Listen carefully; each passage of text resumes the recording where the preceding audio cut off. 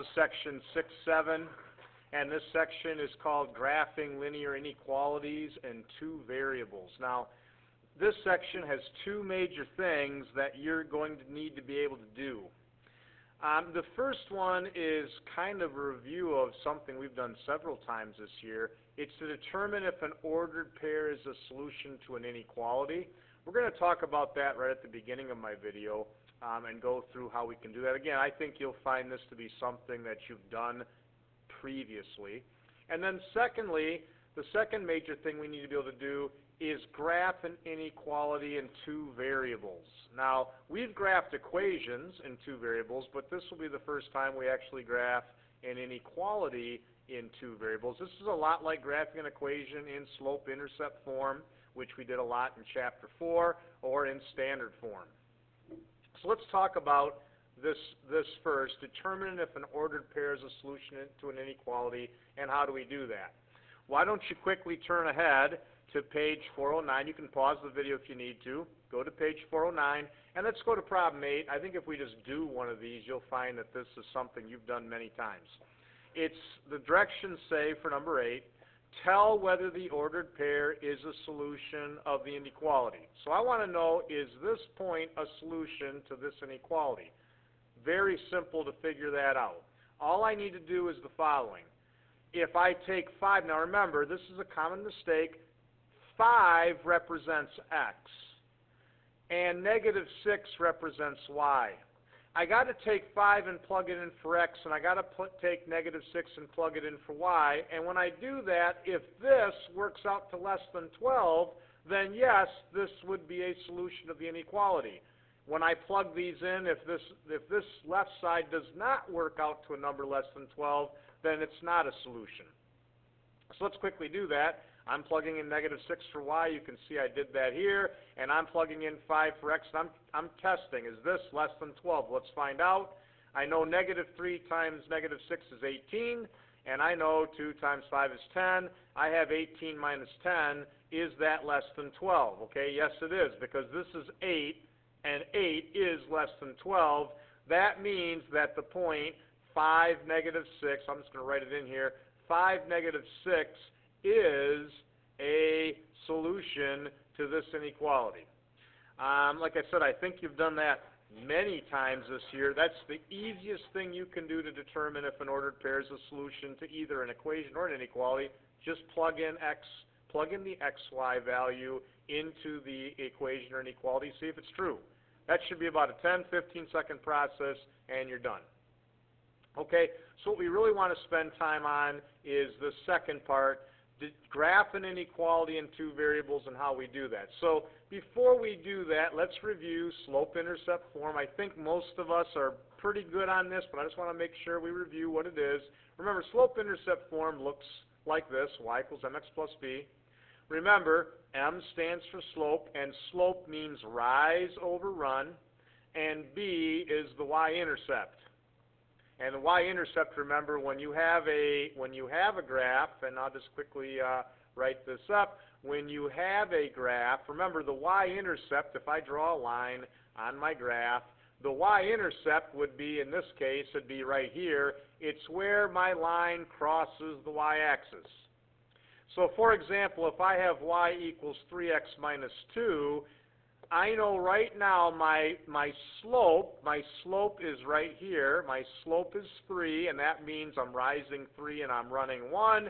And my y-intercept right now is negative 2, so I would have a point at 0, negative 2.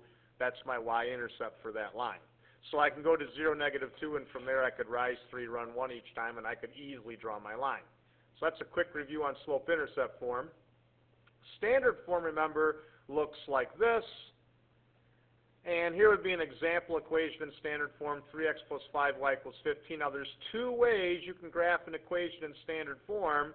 You could solve for y and rewrite this in slope-intercept form. That'd be one thing you could do. Or, remember, in standard form, you could also find the x and y intercepts, which in this case is real easy to do. Remember, to find the y-intercept, you just plug in 0 for x. So if you plug in, and you can see I wrote that down here, if you plug in 0 for x, and let's do that. If you plug in a 0 right here, you get 3 times 0 is 0, and 5y equals 15, which means y would have to be 3. 5 times 3 is 15. So my y-intercept would be 0, 3. To find the x-intercept, remember, you plug in 0 for y to get the x-intercept. I better erase real quick. This is kind of a sloppy-looking y. I got to get this. This kind of looks more like an x on my slide. Let me just quickly, there we go. Okay, so if I solve this to find the x-intercept, if I quickly plug in a value of 0 for y, then I can find the x-intercept. Let's do that. 5 times 0 is nothing. 3 times what's 15? Well, 3 times 5. Well, there is my x-intercept. It's 5, 0. So I could quickly graph 0, 3, 5, 0, and draw a line. So that's how I can graph equations in standard form, or in my previous slide, in slope-intercept form. Okay, so we're going to do a problem together, and I'm on page 409, and number 20. It says graph the inequality, and it says y greater than or equal to negative 2x plus 8. Now, before we do that, please turn back to page 406. Stop the video if you need to right now, and go to page 406. Okay, page 406, very top. There are 3 steps that you need to follow to graph an inequality in 2 variables. And I'm just reading this right out of the book, and we're going to go through each of these slowly. Step 1 is, they say, graph the boundary line. Use a dashed line for greater than or less than, I should say, and use a solid line if it's less than equal or greater than equal. So that's the first thing. I'll explain that in a minute. Step 2 says test a point not on the boundary line by checking whether the ordered pair is a solution of the inequality. And step 3, shade the half plane containing the point if the ordered pair is a solution. Shade the other half plane if the ordered pair is not. So when I read that out loud, you're probably thinking like, what did you just say? Okay, we're going to go through those 3 steps together very slowly on number 20. So we'll start right now. So the first step is to graph the boundary line. Well, here's what that means. When it says graph the boundary line, this is how I would explain that. Step 1, just pretend for a minute that this says, instead of greater than equal, let me just erase it out if I can, just pretend for a minute that this says equal. Okay, we're just going to pretend. It doesn't say equal in the problem, it says greater than equal, but just pretend for a minute that this says equals. Okay, that's in slope-intercept form, isn't it? That should be really easy to graph. My slope is negative 2, and my y-intercept is 8. Let's go ahead and graph that right now. Okay, so you can take your graph paper, and we're going to go to the point 0, 8, and you can see that right here. Here's 0, 8. And then my slope, remember, is negative 2, so I'm going to go down 2 over 1, down 2 over 1, down 2 over 1, and so on. Okay? Actually, I wish I wouldn't have put this line in here. I'm going to quickly erase this out. I guess I really don't want this line in here right now. Okay? So I would just graph the points. I went down 2 over 1, down 2 over 1. I'm getting rid of this, down 2 over 1, down 2 over 1, and so on. That's the first step right there. Okay? So you can see the collection of points that I would have graphed. All right, now here's the next thing. Let's go to step 2 on page 406, which is, I'm sorry, I'm still on step 1. I got to use a dashed line for less than or greater than and a solid line for less than equal, greater than equal. Do you notice how this has an equal in it? If there's equal in the problem, I draw a bold line. If it just says greater than or less than with no equal, I would put a dotted line here. So I'm still on step 1. I want to put a bold line through this, and I'll do that right now. Here is my bold line through those points. Bold line, okay? Now I can go to step 2. I'm done with step 1. Now let's go to step 2. And step 2 says that we want to test a point not on this boundary line. Now this is called a boundary line. It's like a fence. This is the fence that separates the points that are the solutions to this inequality from the ones that are not. Okay? Trying to think of a good thing to say here. I'm not sure. I'm kind of thinking like, and I don't want to say it that way. Maybe I could say, okay, here's a good example. One side of the fence is Michigan, the other side of the fence is Ohio. I'm testing a point to see which side is which, okay? So you want to pick an easy point on either side of this fence. Well, what could be easier in this case than something like 0, 0? 0, 0 is on one side of the fence. What I want to do is I want to test 0, 0 and see if that makes this true. So let's try that right now. I'm going to test 0, 0. I'm going to plug in 0 for y, and I'm going to plug in 0 for x, which makes that nothing. And I want to ask myself, is this true? Is 0 greater than equal to 0 plus 8? And the answer is no. 0 is not greater than or equal to 8, which means this point is on the side of the fence that's not solutions. I want to shade the side of the fence that has the solutions. That means if this is the side of the fence with no solutions, this over here is the side of the fence that has solutions. So take the edge of your pencil and just shade everything on this side of the fence. That means any point on this line or in the shaded part will satisfy this inequality. Let's try that real quick. I'm going to pick a point in the shaded part, and I'm just going to prove to you that, yes, this point is a solution. So I'll tell you what. I'll pick the point 4, 4. It's right here. Can you guys see that 4, 4 is definitely in the shaded portion of this? Let's try plugging in 4, 4 and see if it's true. If I plug in a 4 here, and I plug in a 4 right here, negative 2 times 4 is negative 8 plus the 8. Isn't negative 8 plus 8 equal to 0? Is 4 greater than equal 0? And I think you just came up with, well, yes, it is. If I plug in 4, 4 into this inequality, it gives me a true statement. That means that, yes, 4, 4 is a solution. Any of these points in the shaded area or any of these points on this line would be a solution to this. The points that are not part of the shaded area are not solutions. Okay? Let's do another one. I think if we went through one slow, I hope that's easy to follow along. I'll go through the same 3 steps again on this problem. Okay? Same 3 steps again. All right? And let me go back. One thing I just want to make sure. I didn't show all these things. I'm just going to quickly do this on the last problem we did. We pretended that this just said equal. We already knew the slope was negative 2 and 8. Remember we said, here's my intercept at 8 down 2 over 1 each time. I didn't show you all these layers.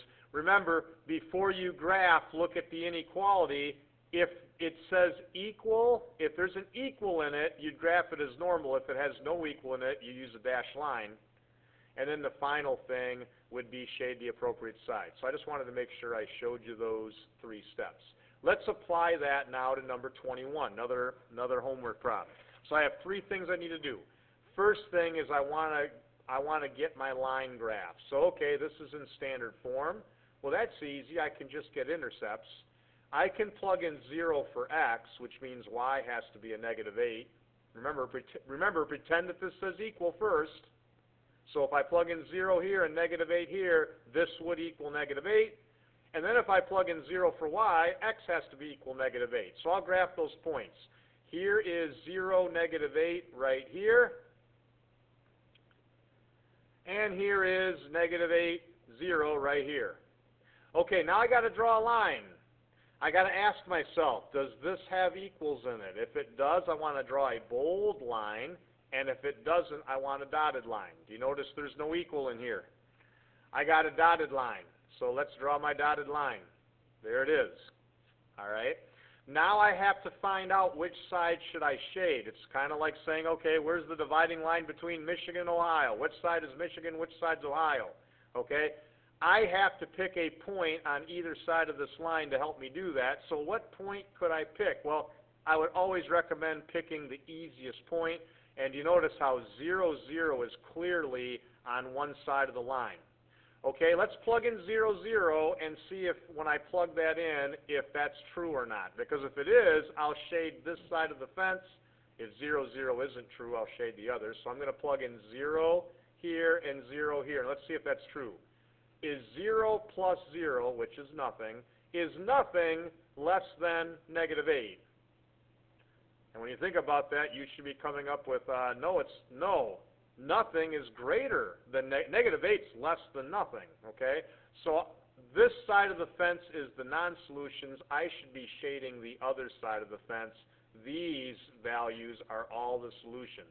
We're using a dotted line because the points on this line are not actually solutions. So just to, again, prove that what I shaded are the solutions, let's pick a point right here.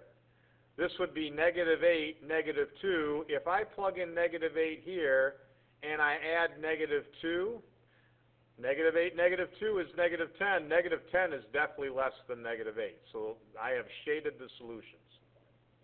Let's do 29. This is a good review. Remember, y less than negative 3. Remember, start off by thinking this. Don't think inequality. Pretend that this says equals first. I want to think of y is equal to negative 3. Where is that? Remember, if you forgot, when you have those type of equations, that's just a horizontal line at negative 3. And you notice there was no equal in here, so I'm going to use a dotted horizontal line at negative 3. Remember, y always must be negative 3. X can be anything. So I've made a horizontal dotted line. Okay. Now I have to pick a side to shade. So again, I'm trying to find where's the dividing line between Michigan and Ohio? Well, it would be really easy for me to plug in 0, 0, so I'll try that. You notice there's nothing to plug in for X, so I don't worry about that. I'll plug in 0 for Y. Is this true? Is 0 less than negative 3? And the answer is no, it's not. 0 is greater than negative 3, which means the 0, 0 side should not be shaded. It's the side opposite the 0, 0, or the 0, 0 side that should be shaded, which is down here. Okay? Side opposite 0, 0 is where the correct or the solutions lie. 33, just do a couple more, make sure you're okay with this. You notice 33 is not in slope-intercept form and it's not in standard form, so it'd be best to write this in slope-intercept form first. So I'm going to distribute 3 times x, 3x, 3 times negative 2, negative 6. I'll quickly take away 8 from each side to get y by itself. And when I do that, I have y and, well, y would be less than 3x minus 14.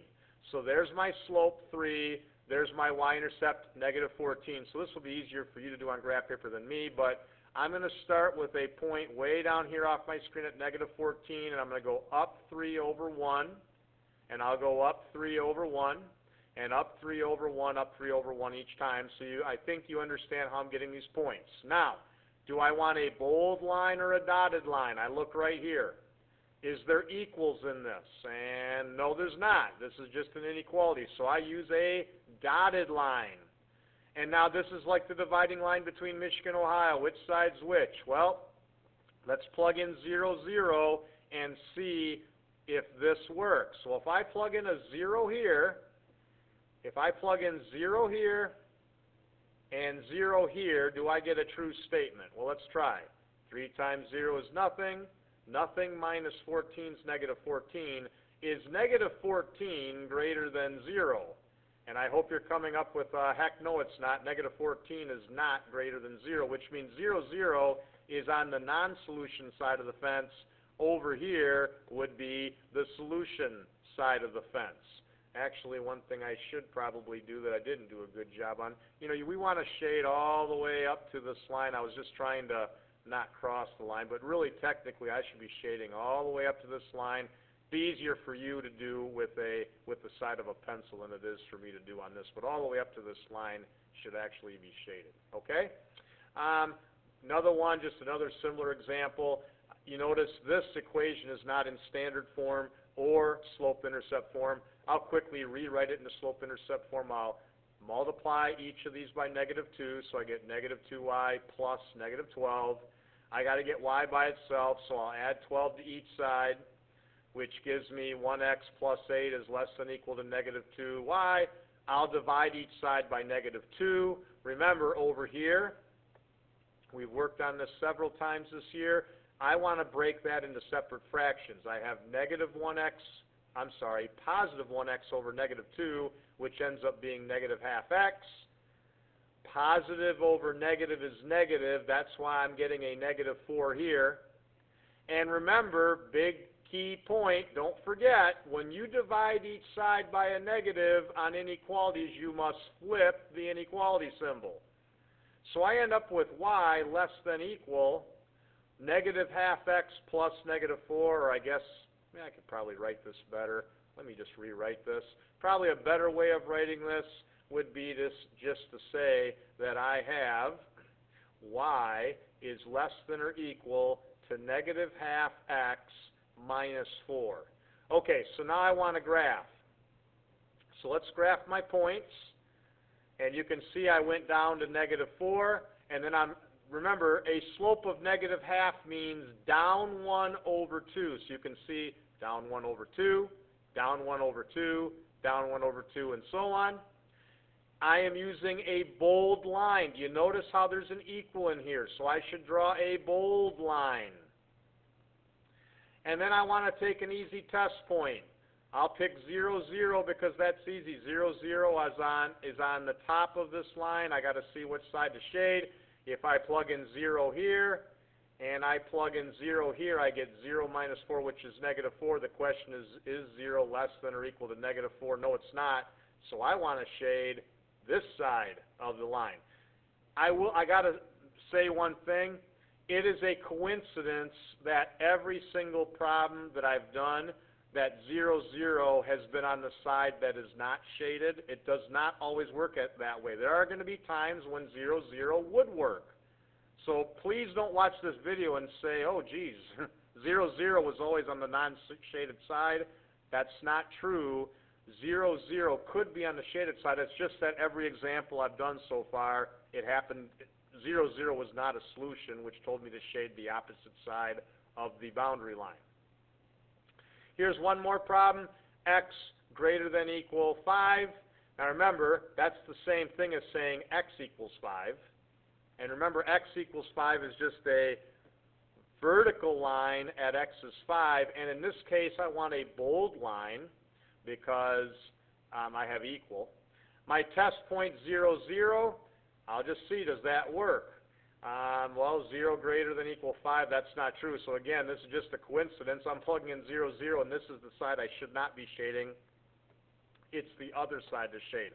Again, please be aware, there are times that, like when I look at page 409, number 19, if I plug 0, 0 into problem 19, 0, 0 would be a solution. So I would shade that side. So please be aware that in my examples, it didn't work out that way, but that is entirely possible.